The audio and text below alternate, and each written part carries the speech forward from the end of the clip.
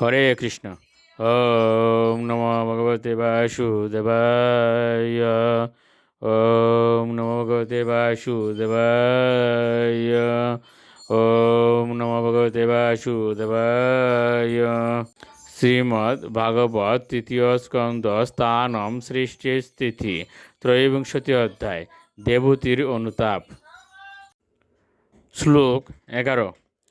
তত্রেতি কৃতম উপশিক্ষ্য যথা উপদেশম ये নৈষ মে কর্ষিতু অতিরিরম স্বয়াত্মা সিদ্ধেত তে কৃত মনুভবদর্শিতায়া দীনস্তদিশ ভবনম সদৃশম বিচক্ষ।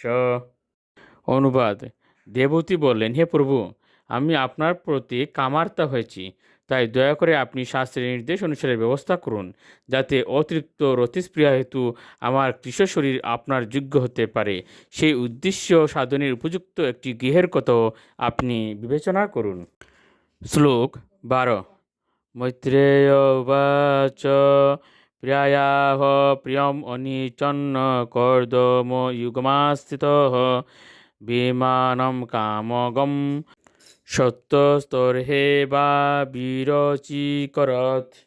অনুবাদ: মৈত্রেয় ঋষি বললেন, হে বিদুর, তার প্রিয় পত্নীর প্রীতি সাধনের উদ্দেশ্যে কর্দমণি তার যুগশক্তির প্রয়োগ করে তৎক্ষণাৎ ইচ্ছা অনুসারে গমনশীল এক প্রাসাদ সদৃশ বিমান সৃষ্টি করেছিলেন।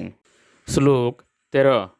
সর্বকামদুগম দিব্যম সর্বরত্ন সমন্বিতম সর্বঋদ্ধি উপচয় উদরকম্মনিস্তম্ভয় উপস্কৃতম।